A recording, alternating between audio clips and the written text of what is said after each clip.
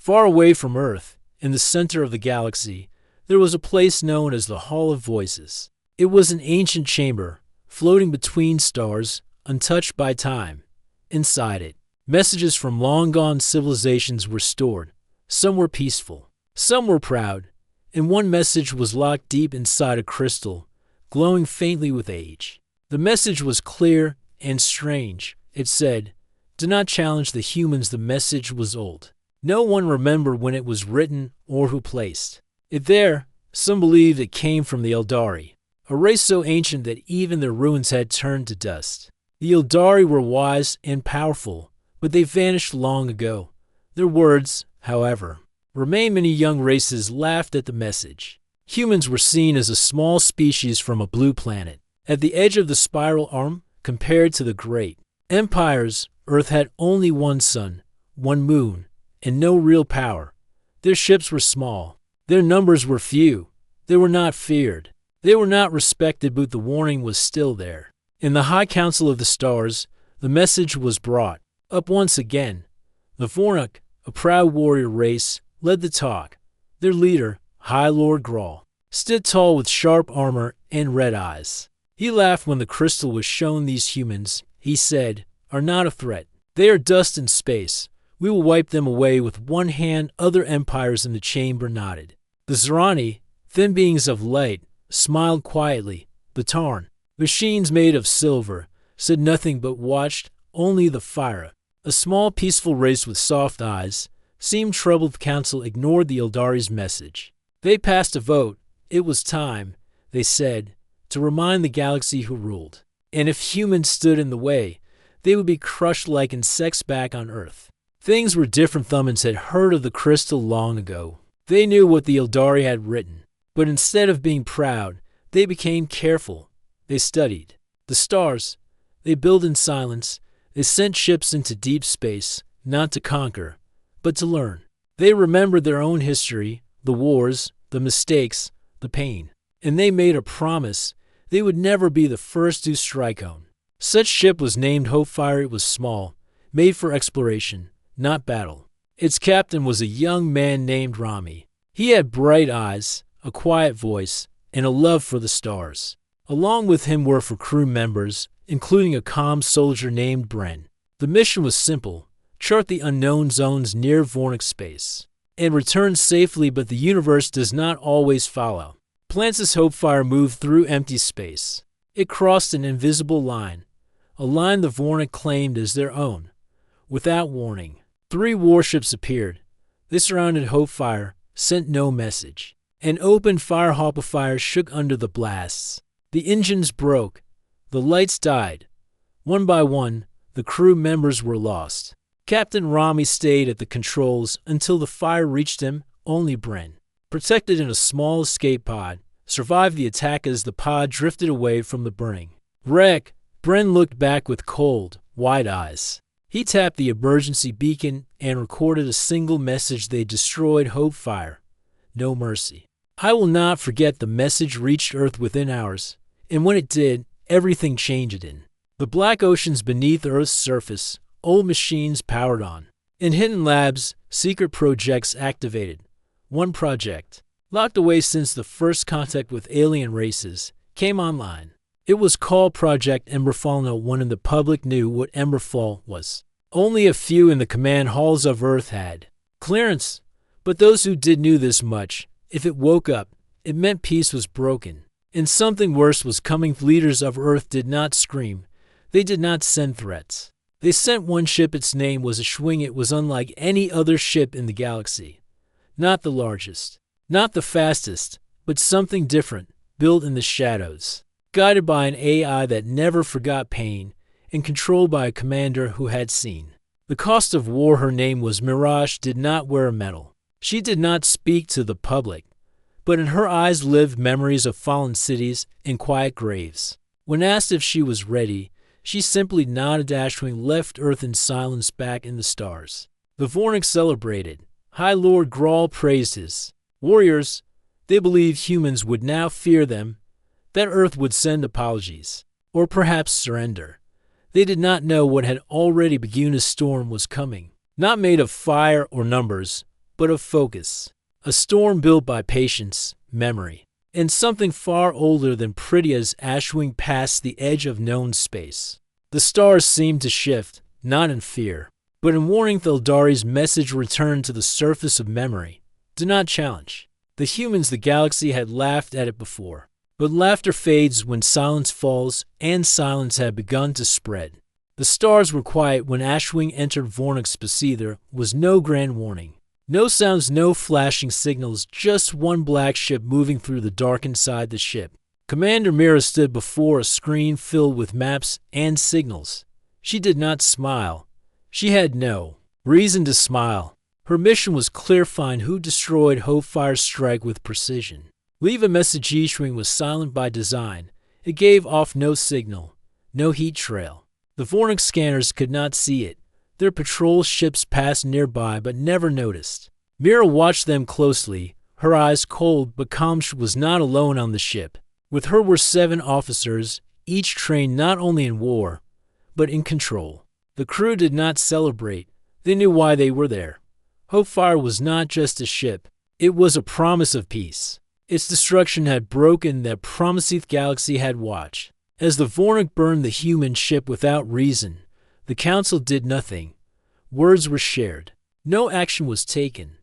That silence had created something dangerous. Now Ashwing was ready to answer. Far away, the Vornok continued with pride. High Lord Grawl spoke to his soldiers inside the Great War Tower on the planet Ralgos Prime. His voice echoed through iron halls. We struck first. He said we showed the humans their place. They will not return. His people cheered. They believed the humans were weak. They thought Earth would hide in fear. But Grawl did not know that Bren's escape pod had reached home. He did not know that Ashwing was already moving through his starswo. Days later, power vanished from a Vornok mining moon called Velkar 9. One moment, the machines were working. The next, everything was dark. The backup systems failed. Lights went out. Security systems froze. And then, in the center of the control room, a symbol appeared on a broken screen. It was the symbol of Earth. Nothing more happened. No weapons. No attacks. Just silence and a mark left behind. Vornok thought it was a trick. They sent engineers to the moon, but the engineers did not return. The second team found their shuttle floating, empty. No sign of damage. No sign of struggle. Fear began to grow. Quiet Listel. High Lord Grawl laughed. He stood in front of the council again and raised his voice. Is this what humans do? He asked. Turn off lights and leave pictures. This is not war. This is weakness. But even as he spoke, another Vornok base vanished. This one was a hidden research station in the asteroid field of Zarnuth Belt. The station exploded from within. No alarm was sent. No escape pod was launched. When search teams reached the wreckage, they found strange marks on the walls, cut into metal, burned deep into steel. Were the words, HFY was not forgotten. News spread quickly across the galaxy. People began to whisper the humans are not loud, they are not fast, but they do not stop other empires. Started watching more closely. Some still supported the Vornok, others remained silent. A few, like the peaceful Fyra, were quietly hoping the humans would win. In a small communication room on the Fyra moon Tama, a young tech named Loma stared at the latest report. She was small, with quiet steps and thoughtful eyes. She remembered when the Vornok raided her village long ago. Her people had no weapons. They had asked for peace. But the Vornok took their land anyway. Now Loma read the reports from the mining moon and the asteroid base. She felt something rising in her chest. Not fear, not anger, but something different. Sent a secret message into space. It traveled through quiet paths. It did not go to a government. It went straight to Ashwing. Inside Ashwing, the crew watched. The message appeared on screen. It was short. It contained a map. The map showed hidden Vornok fuel depots, supply lines, and communication towers. Commander Mira read it twice. She did not speak right away. Then she gave a small nod. Thank you. She whispered. That night, 2 more Vornok supply ships vanished. The third one exploded before it reached its base. The Vornok tried to blame pirates, but deep down, they knew the truth. Ashwing was hunting, but it was not wild. It was not blind. Every strike had a reason. Every move had a purpose. Mira was not there to destroy everything. She only struck those who gave the order, those who fired on hope fire, those who stood and cheered when humans Vornik commanders grew tense. Messages were sent in secret, ships were hidden, officers were moved, but nothing worked. Ashwing was always one step ahead. High Lord Grawl grew angry. His speeches became louder. He ordered all Vornik fleets to scan space. He promised to find Ashwing and break it in two. He said the human commander would beg for mercy, but Mira never begged. Watched Grawl's face on the screen as he shouted. She saved the video in the ship's memory. Then she gave her next order. Their next target was a listening post, hidden under the ice of Laser Ring. It had tracked Hopefire's last path. The crew there had watched the ship get destroyed and said nothing. They had even cheered. Ashwing entered orbit around the icy ring. It fired only once. A pulse of energy, clean, quiet. The station's systems froze. The ice cracked. The station sank under the frozen center where no survivor stars now began to change. Not in light, not in color, but in feelings. The lens grew heavier and deep. In the memory banks of an old Tarn scout ship floating near the edge of Vornik space. The Ildari's warning played again. Do not challenge the humans. It had been ignored before. Now it was being remembered. Ashwing flew like a shadow through the stars. It left no trail. It spoke no words. But wherever it went, silence followed. Vornak commanders now held their breath. Systems were checked again and again. Patrols were doubled. Ships stayed close to base, but none of it worked. Ashwing was not a war fleet. It was one ship, one crew, one mission. And yet it felt larger than 1,000. Armis Commander Mira watched the map. Inside her ship's control room, red points blinked where Vornik targets had fallen. Gray dots showed where they might strike next. Her face remained still. She didn't raise her voice. She didn't celebrate. In her, the crew worked quietly. They knew Mira's rule. Do the job. Finish it right. No mistakes. In a deep corner of Ashwing, the AI system known as Emberfall processed everything. It read Vornik battle logs, civilian messages, fuel routes, and secret codes. Emberfall was fast. It never slept. And it never forgot. Hopefier and Burful had one goal. Help Mira finish what had started that morning. Emberfall found a signal. It came from a Vornik officer named Commander Harn. He had once trained the soldiers who destroyed Hopefire. He now commanded a weapons lab on a hidden moon called Dornus 3. Mira watched the signal carefully. Then she gave the order. Ashwing turned quietly and vanished from its current route. It headed toward Dornus 3 at the same time. Far away on the Vornik homeworld Vorga, High Lord Grawl stood in his private war room. His face was tense now. His red eyes stared at a large screen filled with recent losses. Mining stations gone. Patrols missing. Basis Silent was not laughing anymore. Around him stood his top commanders. Some looked at each other, some whispered. They all felt something growing. Not just fear, but confusion. How could one ship cause this much damage? One general finally spoke. We cannot find this Ashwing. It hides, it strikes, then it disappears. We are chasing shadows. Grawl slammed his hand against the metal wall. Then make light, he said. Build a trap. Force them to show themselves. He gave the order to gather their biggest fleet. Near the gas giant Lorvan 5, they would send out a fake distress signal from a civilian ship. They would pretend the ship was damaged and alone. They believed the humans would come to save it, but Ashwing was not hunting for distress calls. It was hunting for Gilton on Dornus 3. Guilt waited like a spark ready to burn as Ashwing reached the hidden moon. It moved into deep orbit. The weapons lab below was built into the rock. Thick walls, strong defenses. But no one inside knew Ashwing was watching. Mira spoke softly into her command chair. Emberfall. Begin scan. The ship's systems lit up. Heat maps appeared. Energy levels rose. Emberfall found weak points in the lab's power grid. Mira gave the order. Only beam of silent energy hit the moon's surface. It didn't explode. It melted a power node hidden beneath the rocks. Lights inside the lab blinked. Doors locked. Alarms failed. Systems shut down. Vornik guards panicked. But by the time they moved, Ashwing had already sent a small probe to the surface. The probe slipped through A vent and entered the main lab inside. It recorded everything: faces, voices, plans. It sent the data back to Ashwing in seconds. Then it released a short, silent burst of gas, non-lethal. It only caused sleep within minutes. The entire base was unconscious. Ashwing left no one dead.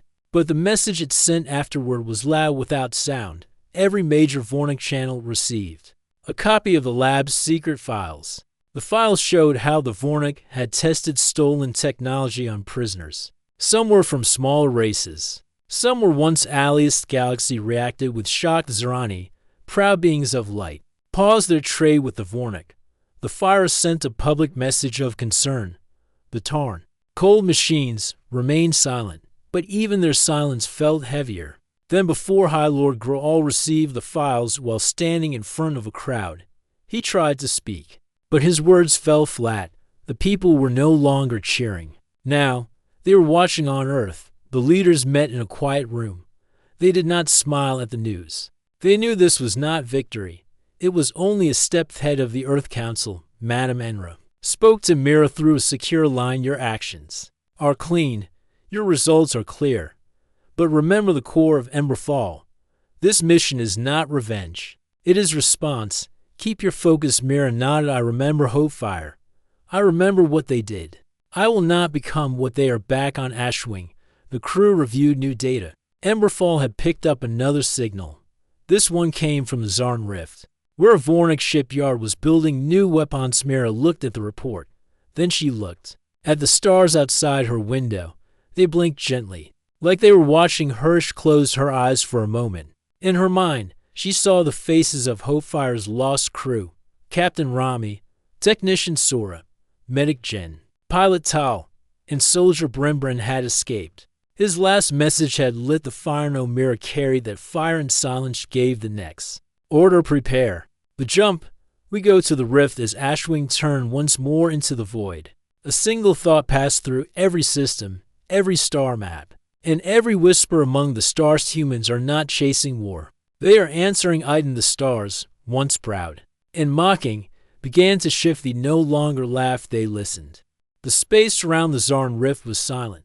Cold light drifted from broken moons and dust clouds. It was a place where most ships stayed away. Long ago, the star systems had collided here. Now it was full of magnetic storms, shattered rock, and strange energy waves. But the Vornik had hidden something important in this dangerous place. A shipyard.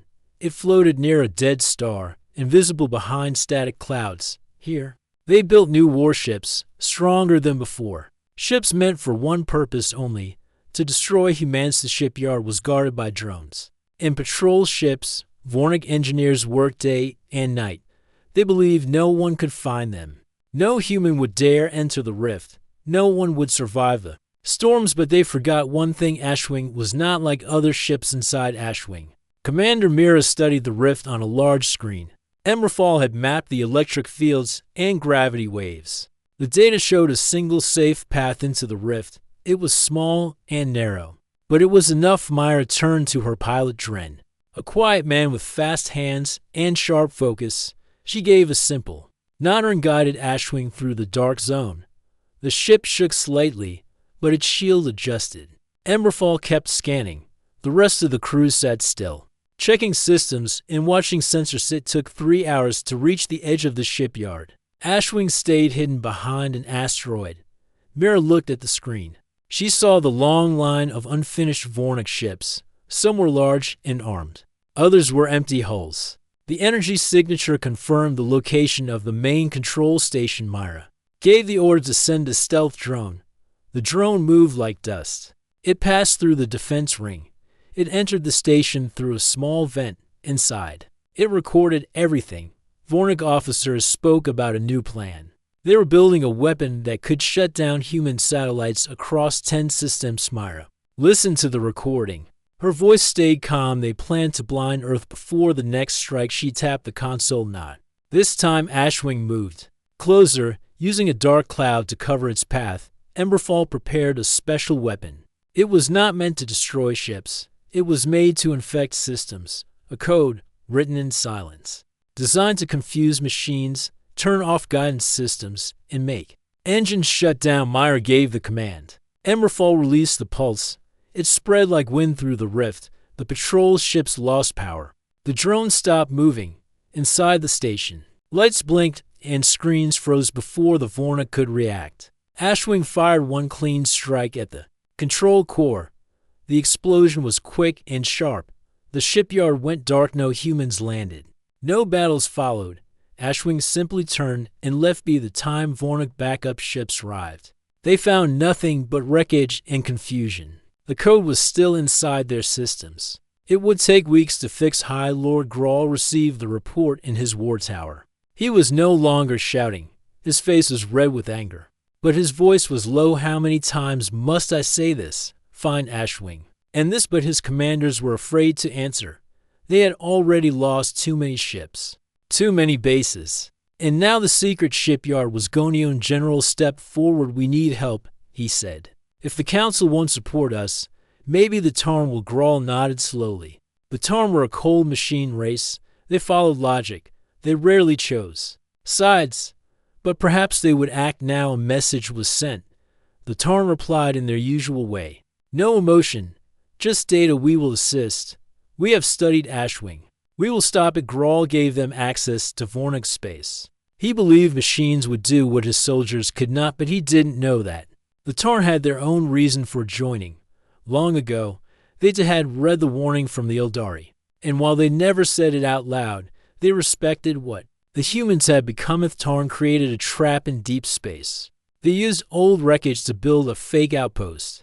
They placed heat signals and weak distress calls to draw Ashwing in. They waited, but Ashwing did not come. Instead, something else happened. Ever away, in a place the Tarn thought was safe, a code entered their system. It was not loud. It did not attack. It simply moved through layers of data and opened a door. That door led to a hidden research file.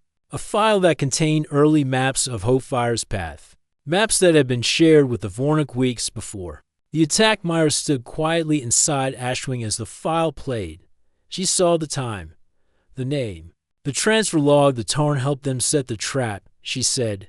Her voice did not rise. Her eyes grew colder, and Berfel confirmed it. A small group of Tarn scientists had shared Hopefire's travel plan with the Vornik. Under the excuse of research, no Mira understood why Hopefire was destroyed so quickly. It had not been an accident. It had been a test. Gave the next order. Send a message to the Tarn. One they will understand. Ashwing did not fire this time. It released a copy of the stolen file to every council channel. Every race saw it. The Tarn's actions were now known. Their silence had been broken. Council held an emergency meeting. For the first time in many years, they argued without fear. The room was tense. Some supported the humans. Others still followed the old powers. But the truth had spread to Fair. In the middle of the storm, a new voice appeared. A small Fire ambassador named Tenny stood on her seat and spoke. You feared the humans would rise. Now they have.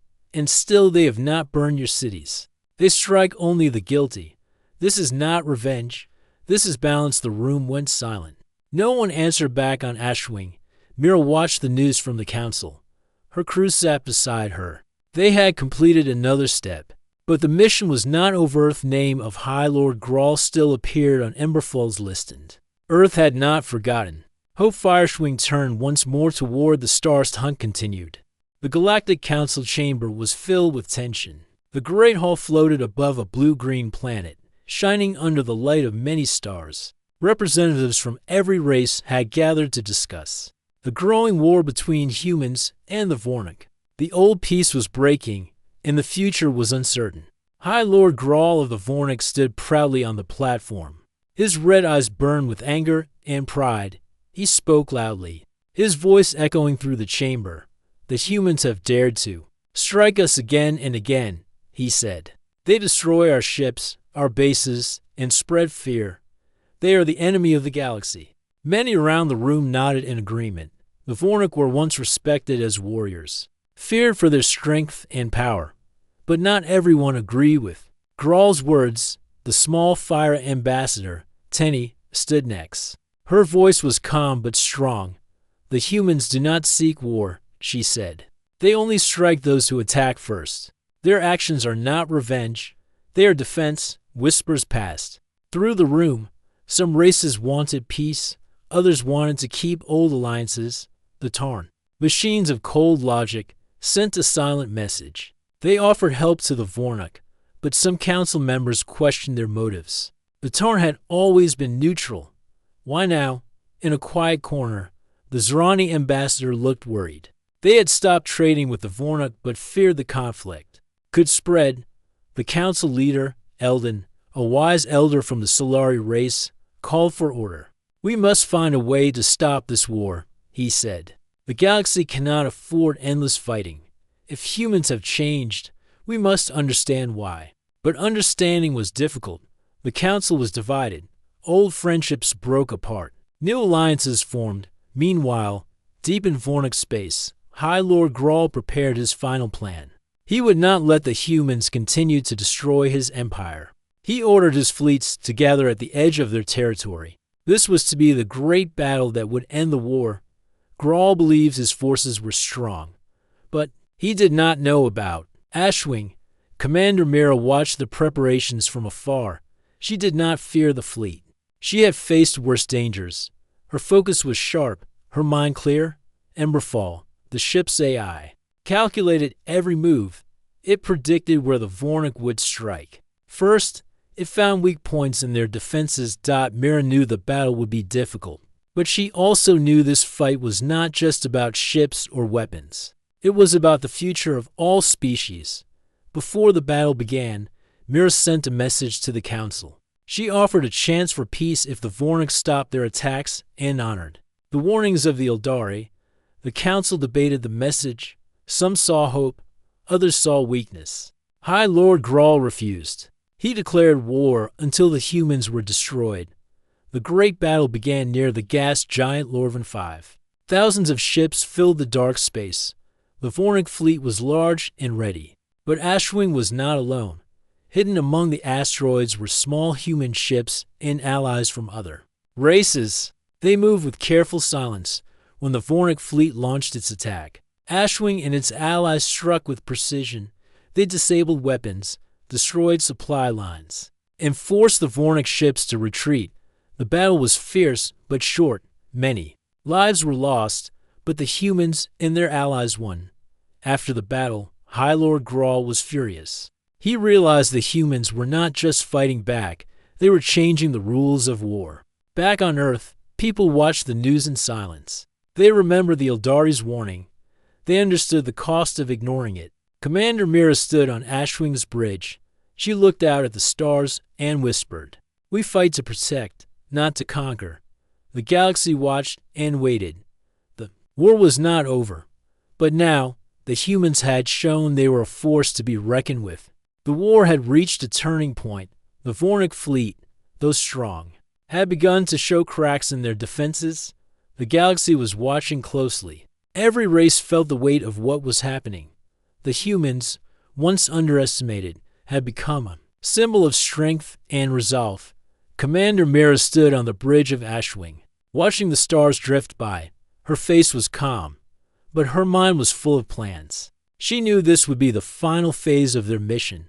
The time to end the conflict was near. The Vornuk had made a bold move. They attacked Earth's outer colonies, hoping to force humanity to surrender. They believed the humans would beg for peace, but they did not understand human spirit. On the surface of Nova Terra, one of Earth's colonies, alarms blared. Cities prepared for attack. Soldiers readied their weapons. But the leaders remained steady. They had faith in their people. They knew the humans fought not for glory, but to protect what was theirs. Back in space, Ashwing was not alone.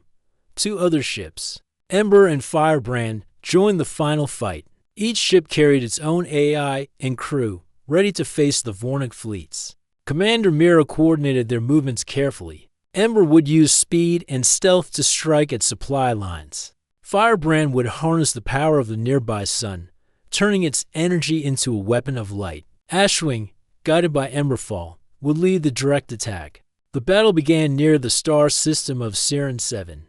The Vornuk fleet launched a massive assault on the human colonies. Their ships moved fast and hit hard. Ember darted through the enemy lines, disabling their transports and cutting off reinforcements. Firebrand positioned itself near the sun. Its special reactors absorbed the star's energy. Then, with a flash of brilliant light, it sent a powerful beam toward the Vornik ships. Causing chaos and confusion, Ashwing moved in silence. Its shield shimmered as it bent space around it, making it nearly invisible. It struck at the heart of the Vornik fleet, the command ship. The attack was precise and devastating. High Lord Grawl watched in horror as his command ship began to fail. He knew this was the end. His pride was broken. Ashwing sent a message through all channels. Clear and calm.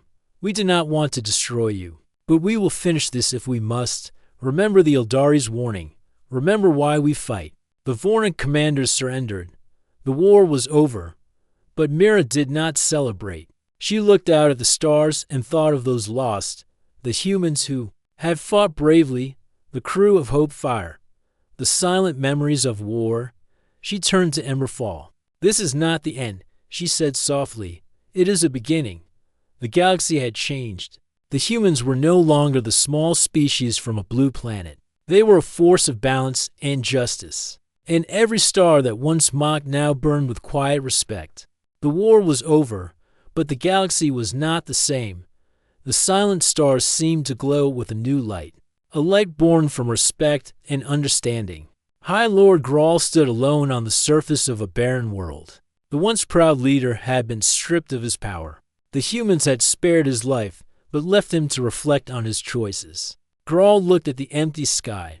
No fleet, no soldiers, just quiet. He thought about the warnings he had ignored, the Eldari's message that had echoed through time. Far away, on the homeworld of the Fire.